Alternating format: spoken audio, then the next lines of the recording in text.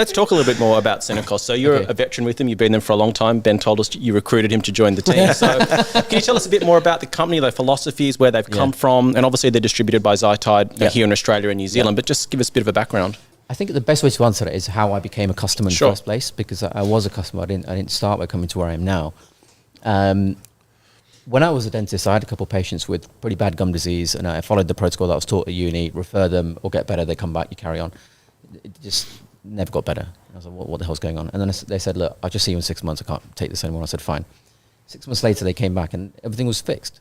I thought, what the hell happened? And I said, you must have been treated by someone. I said, no. Eventually, it was nutrition. They changed and the gum disease went away, contrary to everything I was taught at university. That gave me more of an interest in nutrition. At the same time, I was more into aesthetics. And I was trying to understand how skin actually produces, or skin cells produce, all these proteins that we talk about: collagen, elastin, fibre, and nectin. When I was studying nutrition more, I understood obesity and metabolism. And then when I got into metabolism more, I understood mitochondrial function. And then I realized that's the same as what we're doing in aesthetics. Okay, metabolism is a balance between anabolism and catabolism, building and breaking down. What are we doing by eating KFC every day? We're growing anabolically to become obese. If we enter, a weightlifting competition when building muscle, that's anabolic growth. What are we doing to skin to produce all these proteins? That's an anabolic decision process. And so there's a commonality between all those things. And in my studies for all of that, I came across a particular paper around year 2021 where it was published by some of the team behind the manufacturer of Synos Professional Dietetics in the background. Oh, I love that paper. It's still one of the best papers I've ever read in my life. But that put me on to all the other studies they did. And then I found all the patents. And some of the patents, honestly, don't just take my word for it.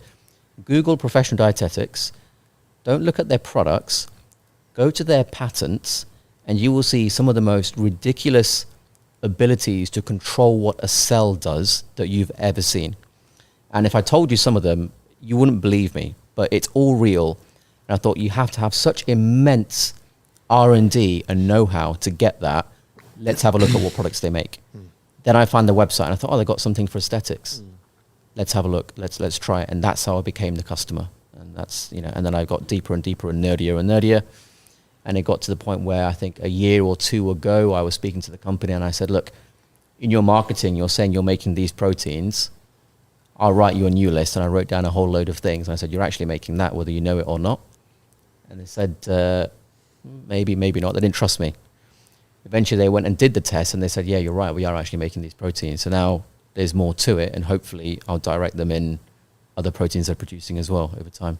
So they're an Italian company, right? They are. Yeah. Have you guys been to the facility? I'm at the office quite a lot. I was there a few days ago. Okay. I don't really visit the factory very much. Right. Frankly, there's not a whole lot to see there. It's just a load of machines. Yeah, there's a lot of HA made in Italy, or a lot of the brands seem to come from there. Do you know why? I've got no idea. I suspect it's also to do with the regulations in certain places. So typically, you will find it Japan, France, and Italy. And it's ease of getting the certifications to do all those things as well. And even, in fact, you touched on a really good point which practitioners don't realize. You can get 5 different products, all with HA, the same molecular weight, same dilution, same concentration, whatever you want, and have 5 different effects in the skin. Yeah. And part of that reason is to do with the way it's actually manufactured. There's no education on this, unfortunately.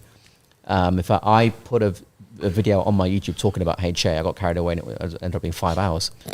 And I still maintain it's the deepest education on HA anywhere in the world. But what I want people to realize is the way HA is manufactured actually has a direct implication in your patient's ability to inflame or not inflame when you inject it in the skin. For example, the physical, if you could put HA in your hand before a filler company or a skin booster company gets it, the way it physically looks actually plays a role. For example, even in the toxicity level when it's in the skin. Powder versus fibre, for example, which is nothing that's ever been talked about, but it plays a key role. So the HA is extremely important. And that's one of the reasons this product I feel very safe using, because there's never been a recorded adverse event because of the purity that you get from that particular place where it's manufactured. You raise an interesting point around us not really appreciating manufacturing. Yeah, and the differences. I mean, if you think about it maybe in an analogy that everyone understands, if you give 5 different chefs the same ingredients to cook a meal, the same proportions and quantities, they're going to come up with different... The food's going to be entirely different, Hell's right? Kitchen you described there, isn't it? Yeah, you see that every time. So how do we educate the practitioners listening to this into appreciating the difference in the manufacturing process, because everyone's, as you said, looking at, how much of this ingredient's in there, but they don't understand that kind of nuance. The good thing about that question, it's actually a very simple answer, and I don't mean to push my own stuff, but I made a video about it, and I mean, there's only one place in the world that can make HA as a fibre for that ultra purity, and it's called HTL. No affiliation, I don't work for them or anything like that, but it's true. They're the only people that make a fibre. And it's a secret as to how they do it.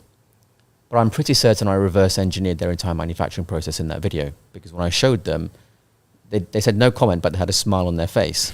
So if you do want to know, just watch that video. That's everything you need to know about the manufacturing. And once you watch that, you have an appreciation for what people do with ingredients, as opposed to just writing HA on the box, because it makes a massive, massive difference.